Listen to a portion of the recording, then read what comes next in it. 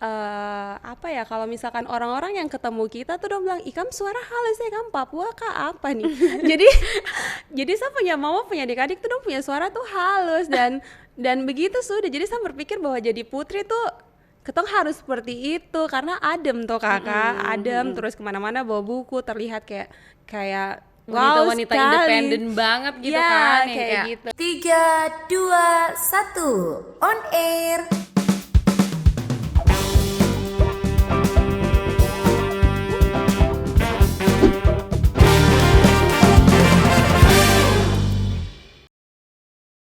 Hai teman-teman Noken, kamu semua apa kabar? Balik lagi di Noken, ngobrol keren, Kotra nonton, Kotra keren. Dan hari ini saya agak sedikit anggun karena saya ditemani oleh teman ngobrol kali ini seorang putri yang sudah hadir dengan mahkota yang sangat cantik. Saya jadi sedikit insecure ya. Oke. Kayaknya sudah siap untuk ngomongin insecure ya, dan Iya, kita iya. akan ngomong lebih jauh tentang itu. Langsung saja ada Kakak Yuni di sini. Halo. Ini mukanya pasti pemirsa TVRI sudah tidak ini lagi ya, tidak Tidak asing asing ya. lagi. Muka lama di TVRI, selamat datang kembali. Wah, terima kasih, senang sekali Apa bisa kabar, datang Kak Yuni? kembali. Puji Tuhan baik, walaupun sementara lagi flu. Iya, suaranya agak sempat. kedengeran ya. Iya. Tapi kalau lagi flu gitu tuh biasanya suaranya akan lebih seksi, Iya, katanya lebih seksi iya, gitu ya. serak-serak becek gitu loh. Iya.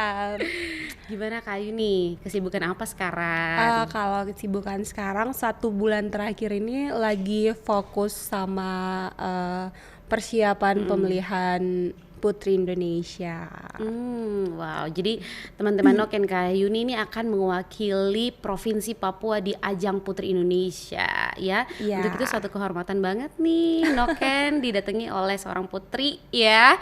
Kak Yuni, terus jadi sekarang prosesnya sudah sampai mana ini Putri Indonesia? Kalau sekarang ini udah hampir selesai ya tugas selama 1 bulan. Selanjutnya kita akan berkompetisi prakarantina dan karantina. Jadi prakarantina itu akan berlangsung tanggal 2 Mei sampai dengan tanggal 10. Iya, tanggal 10, terus tanggal 11 sampai dengan tanggal 19 itu proses karantina. Jadi itu udah akan ada penilaian final selama 1 bulan yang udah kita lewati. Iya. Dan akan ditambahkan dengan 2 minggu pada saat nanti kita di prakarantina dan karantina seperti itu. Berarti prakarantina sama karantinanya 2 minggu aja ya Kak? Iya, 2 minggu. 1 minggu untuk prakarantina, 1 minggunya itu untuk karantina. Oke. Nanti kira-kira di karantina tuh kalian ngapain sih Kak? Nah, kalau di karantina itu biasanya ini yang dilihat dari Iya, rundown ya. Kalau prakarantina itu kita ada materi yang diberikan, terus kita ada latihan catwalk, beauty class, pemotretan, terus akan ada shoot video, dan ya persiapan kayak kita kan bakalan lomba. Ini kan kalau berbicara Putri Indonesia ini kan dunia pageant ya. Pageant itu adalah kontes kecantikan yang menampilkan tubuh secara fisik, kepribadian, bakat, dan lain-lain. Jadi ada nilai-nilai yang akan disampaikan. Nah, jadi selain itu kita bakalan fitting baju juga pada saat prakarantina, ya photoshoot. Dan setelah itu selesai, jadi prakarantina lebih ke persiapan kita.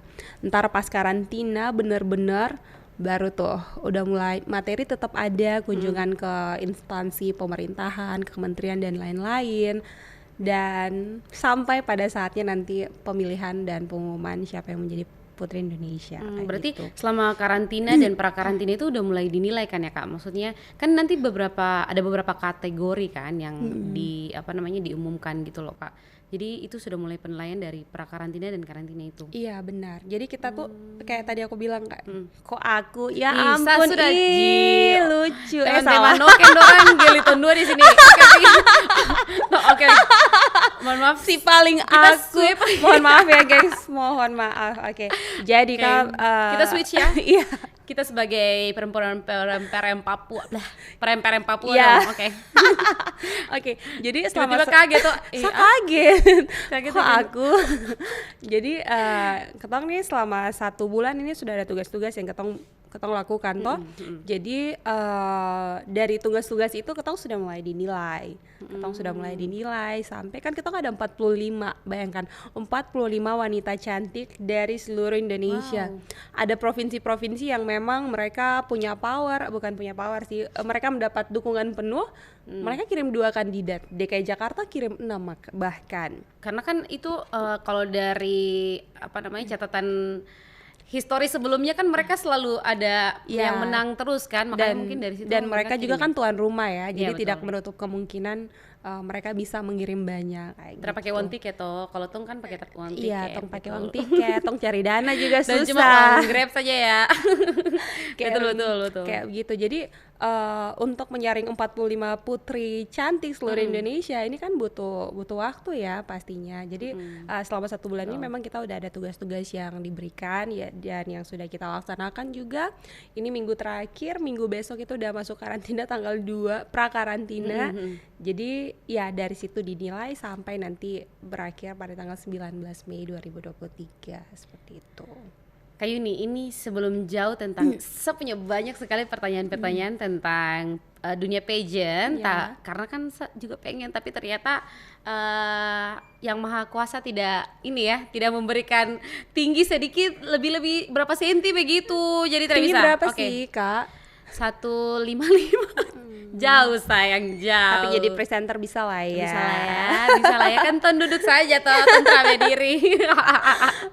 Nah, Kak Yuni, cerita sedikit ke Kak Yuni punya masa kecil, apakah Putri Indonesia ini sudah menjadi Kak Yuni punya cita-cita dari kecil?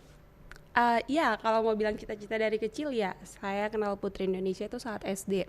Jadi berbicara tentang cerita masa kecil ya, satu asli dari suku Sentani Jayapura dan saya tinggal di Jayapura.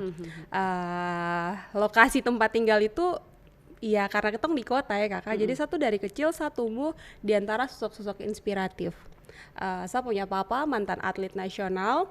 Jadi dari saya bayi ke Jakarta tuh kayak ya sudah gitu. Jadi sudah atlet pasti apa di dalam. Saya punya papa tuh mantan atlet dayung dan pelatih sampai saat ini.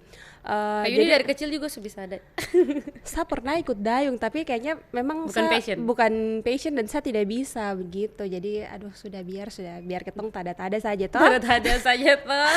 Saya pikir kakak tadi mau bilang saya dari kecil mulai dayung dari lahir itu saya sudah dayung. Ada. Jadi dari kecil tuh saya sudah hidup di antara sosok-sosok inspiratif. Salah satunya saya punya papa, terus karena saya lahir di Sentani. Orang-orang Sentani tuh bukannya saya mau sombong ya, tapi ketong ada yang di pemerintahan, olahraga, presenter, Putri Indonesia yang saya kenal pun dari Sentani. Terus banyak sekali sosok-sosok inspiratif di Papua yang ada dari Sentani dan Jayapura. Kebetulan saya mama orang Jayapura. Jadi dalam saya punya lingkungan itu orang Sentani dong di sini, orang Jayapura dong di sini. Jadi saya tuh sudah punya cita-cita dari saya masih kecil kakak. Baru cita-cita nih lucu. Saat saya kecil, saya punya cita-cita tuh jadi ibu pendeta. Kenapa saya terinspirasi untuk jadi ibu pendeta? Karena saat saya masih kecil, saya tuh ketemu pendeta muda. Waktu itu pelayanan atau datang ke punya jemaat, cuman dia punya aura tuh baik, dia sayang anak-anak dan lain sebagainya. Jadi saya waktu kecil tuh saya pengen jadi ibu pendeta. Terus ibu pendeta muda ini, padahal saya masih kecil sekali nih. Terus kalau sekarang nih bapak pendeta sudah berkeluarga, bahkan dia punya anak, mungkin sudah mau sama-sama dengan ketong gitu. Itu cerita lucu saat masih kecil ya kakak. Terus saya punya cita-cita kedua adalah jadi penyiar TVRI. Penyiar TVRI. Siapa yang membuat kakak motivasi untuk jadi dulu kan kita hanya bisa punya disebut sosoknya? Bisa dong, karena dulu kan kita nonton TVRI saja toh kakak. Jadi dulu TV itu saja yang ada. Jadi saya lihat jadi penyiar itu cantik ya, kayak pintar, kayak dong tahu segala hal gitu kalau jadi padahal presenter. ada prompter di depan Nah sebenarnya. itu masalahnya. Terus saat saya mulai bertumbuh, saya kenal sama Bapak Riki Siwi namanya, Bapak Riki Siwi. Terus Ibu Limauri. Itu presenter pertama yang saya lihat di TVRI. Terus kakak singkat cerita, ketika saya mulai beranjak besar sedikit, saya punya ketong di kompleks itu, di ketong punya lingkungan tuh ada ketong punya kakak yang memang ketong orang tua kalau mau ini itu udah bilang, kamu lihat kakak ini. Nah itu tuh kakak Hesti Kere. Oh wow. Jadi tau masih kecil Kak tuh Hesti, kakak Anda Hesti. sangat menginspirasi anak-anak kecil waktu itu. Iya, waktu kecil Iya, ketong betul. punya role model di ketong punya kompleks itu kakak Hesti. Karena ketong tinggal di Harapan, role model yang ada di ketong punya tempat tuh kakak Hesti Kere. Terus pas naik sedikit, ada saya punya saudara sepupu, Kanola Kobe, sapu tante, sapu anak.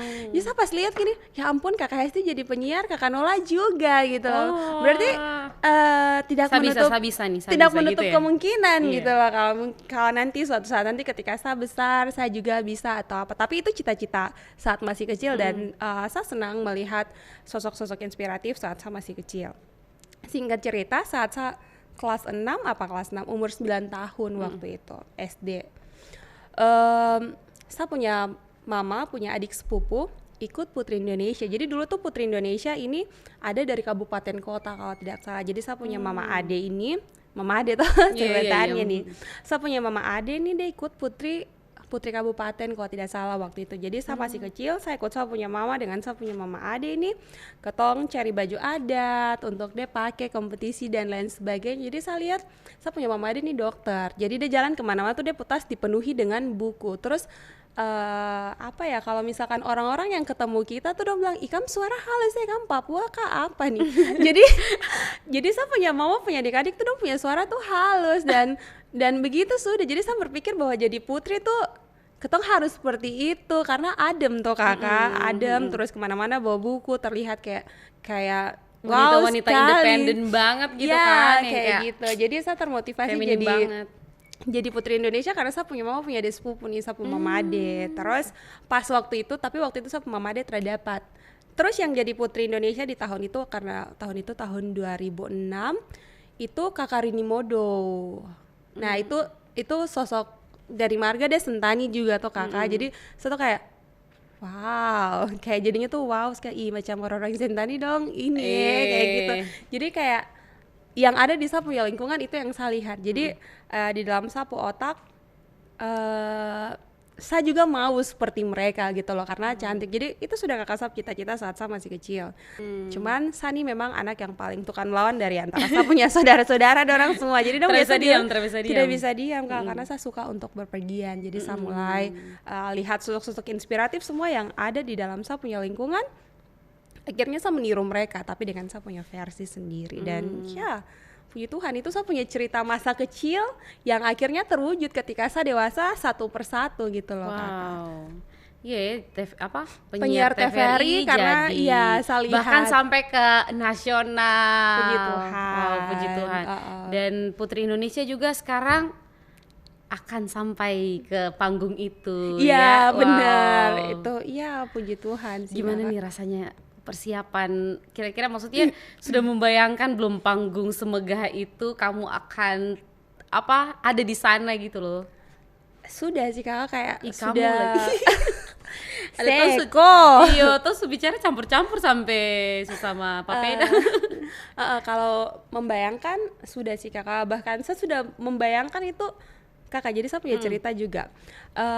Untuk saya sampai ke sini tuh kayak satu sempat kayak tadi kakak bilang insecure ya, karena ketong Papua kan tahu, tong badan kan besar, badan besar walaupun tong diet sampai saya sudah mengurangi sapu makan satu hari sekali setengah porsi pun masih besar. Memang tulangnya besar berarti. Iya, besar di sini dan semua gitu. Tapi kok jongong besar kasa di sini bisa tak masuk di dalam. Iya, tuh kan bagian-bagian timur besar. Sesembunyi di bawah meja saja supaya terkelihatan dibandingkan kau punya badan yang langsing ini kok terasa bicara besar saudara. Pokoknya persiapan ya sedikit effort dan satu sempat insecure karena saya sudah persiapan dari dulu karena saya memang pengen jadi Putri Indonesia, tapi tahun 2018 setelah tahun itu kan tidak ada pemilihan di Papua kakak. Jadi ketika putri-putri Papua ini yang mau jadi Putri Papua dong harus mandiri untuk pergi ke Jakarta. Jadi yang mau ikut putri ini mereka pakai budget sendiri kakak. Setelah dong terpilih di sana baru dong pulang untuk minta dukungan, sponsor dan lain sebagainya dari pemerintah dan juga dari pihak-pihak lain yang mau mensponsor mereka. Kayak begitu sebenarnya. Jadi saat 2029 tuh saya berpikir seperti ini ya Kak, aduh kayaknya berhayal jadi Putri Indonesia tuh stop, sudah terlalu mungkin toh, maksudnya karena saya papa cuma pelatih. Terus ketong kalau mau kemana-mana ya tunggu toh mungkin kompetisi PON kah atau kompetisi-kompetisi olahraga yang lain, baru ketong bisa melakukan segala sesuatu kayak gitu, baru ada budget kayak dong bilang kayak begitu. Jadi memang untuk jadi Putri Indonesia tuh kayak ya sudahlah, mau pergi ke sana pakai uang sendiri kayaknya Semustahil begitu. semustahil gitu. Tapi saya beruntungnya saya punya tahun-tahun ini saya sudah merencanakan. Jadi saya punya tahun itu dengan saya ikut Duta Genre Kakak. Jadi Kakak Heri itu saya lihat dia penyiar TVRI, terus dia itu sempat bagikan postingan tentang Duta Genre. Jadi saya tertarik, saya bilang ya sudahlah, kalau memang tidak bisa jadi putri-putri setidaknya kita bisa jadi duta toh. Setidaknya ada jalan di depan di catwalk begitu. Iya, Toh kan setidaknya ada bisa itunya. pakai baju yang cantik, toh bisa ada di masyarakat kayak Iya, begitu iya. toh. Jadi saya coba daftar Duta Genre, dan puji Tuhan saya lulus lagi. Apa sih dia nama? Juara 1 mewakili Papua. Waktu itu saya punya partner itu namanya Manuel Sanadi. Nah, terus kalau ketong ikut itu tuh kayak macam ketagihan sih Kakak, bukan ketagihan tapi kayak tong pengen coba yang lain gitu loh.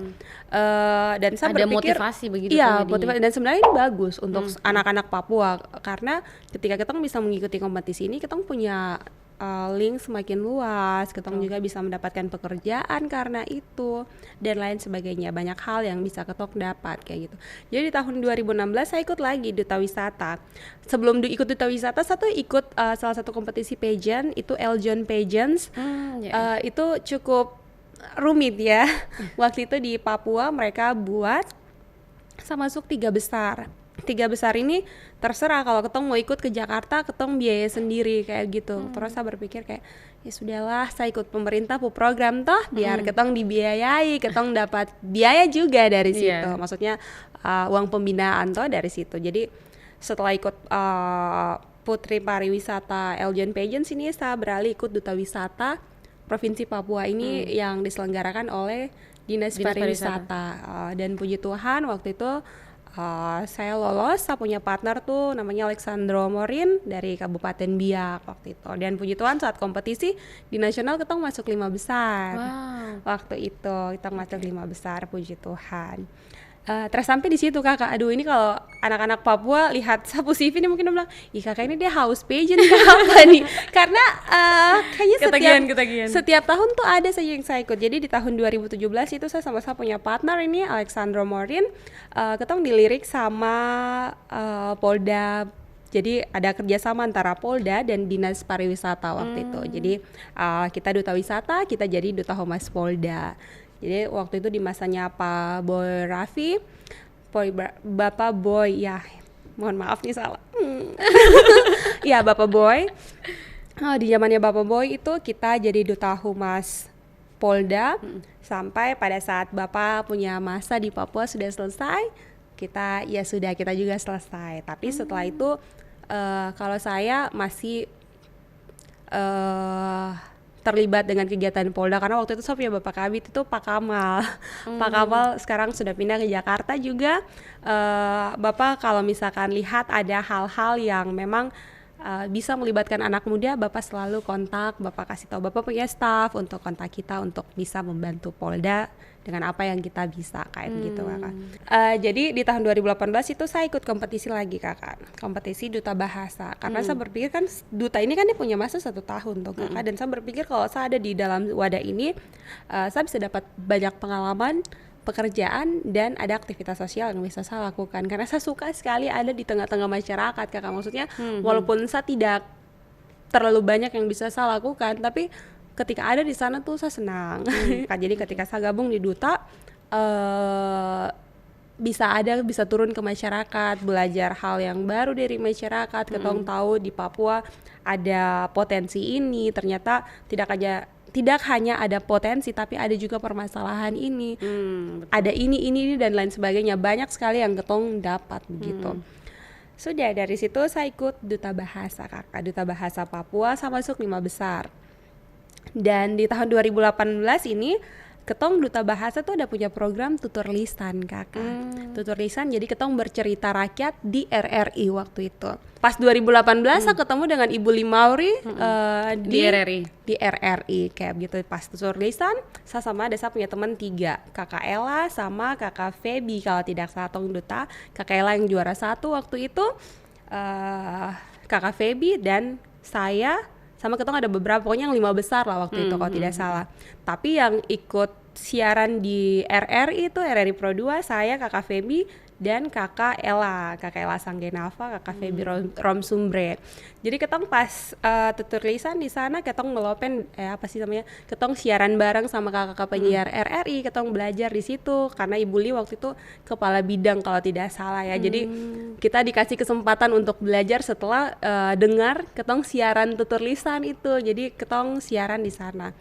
Singkat cerita kakak Desember ini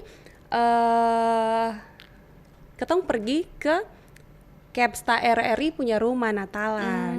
Jadi ketong anak-anak ini ada sempat main ke sana lah karena Bapak punya rumah dinas itu kalau tidak salah di dekat kantor, tapi Bapak bikin di Bapak punya rumah pribadi di Polimak. Pas pergi ke sana kakak, ternyata Bapak punya istri nih orang TVRI. Oh, jadi itu awal mula saya itu kakak. Dilirik. Dilirik. Oke. Pas dilirik saya coba casting, puji Tuhan bisa membawakan berita dengan baik.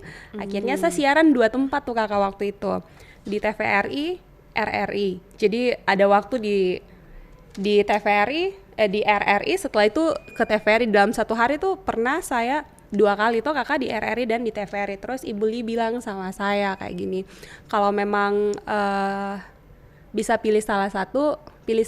Tapi kalau menurut Ibu Li bagusnya tuh di TVRI karena tidak hanya suara Yuni yang orang dengar, tapi fisik Yuni juga bisa dilihat di TV. Jadi kalau untuk ke depan lebih baik kalau di TVRI waktu itu. Jadi puji Tuhan saya memilih TVRI, dan ya puji Tuhan juga di TVRI saya dikasih kesempatan sama senior, saya di backup, diajarin sama pimpinan dan lain sebagainya sampai akhirnya saya dipindahkan di pusat ke nasional waktu itu. Karena di masanya saya tuh Kepstanya juga keren, maksudnya semua Kepsta keren ya, cuman waktu ya kepala bidangnya juga oke, kakak-kakak senior di sini selalu support kayak gitu, kasih masukan dan lain sebagainya, ngajarin lah kayak gitu. Oke. Akhirnya berarti waktu di Jakarta itu kan sudah dikasih kesempatan ke Jakarta, dan akhirnya kebetulan lagi di Jakarta akhirnya ikut ini. Iya kak, nah itu kan ceritanya semakin panjang, jadi kayak saya juga dari tadi mikir, tadi pertanyaannya apa? Iya, jadi itu ceritanya saking panjangnya. Muter-muter, ujungnya kamu akhirnya di TVRI Nasional, kebetulan lagi di Jakarta. Oke, itu kesimpulannya. Kita next. Oke. Tong ini sudah kayak pageant ini toh. Oke, ya itu sih yang harusnya kita bahas. Yes, karena sesuai dengan tema kita ya. Nah, selama proses Road to Putri Indonesia 2023 ini kan kau balik, saya sudah ketemu kau ini sudah 2 kali. Kau bikin apa saja di sini sebenarnya? Oke, pertama kali datang itu lapor diri ke pemerintah pertama kali. Cuman ketong di Papua ini kan terbagi 3 tuh, jadi susah sekali ketemu pemerintah provinsi. Kalau dari Papua keseluruhan cuman provinsi Papua yang ikut atau ada? Iya, tahun ini tuh masih provinsi Papua karena mungkin ya terkait itulah segala sesuatunya toh. Jadi tahun ini tuh Papua 1. Cuman memang sampai saat ini belum ketemu sama pimpinan pemerintah provinsi karena pimpinan di luar toh. Ya, di luar. Tapi puji Tuhan saya didukung sama saya punya Pemda Kabupaten, dan kalau ketong di Kabupaten Jayapura tuh memang setiap tahun kalau anak-anak pergi berkompetisi ketong didukung. Bahkan anak-anak dari kabupaten lain juga saya punya sempat sempat tong punya Pemda dukung juga kayak gitu. Jadi puji Tuhannya saya didukung sama Pemdanya saya.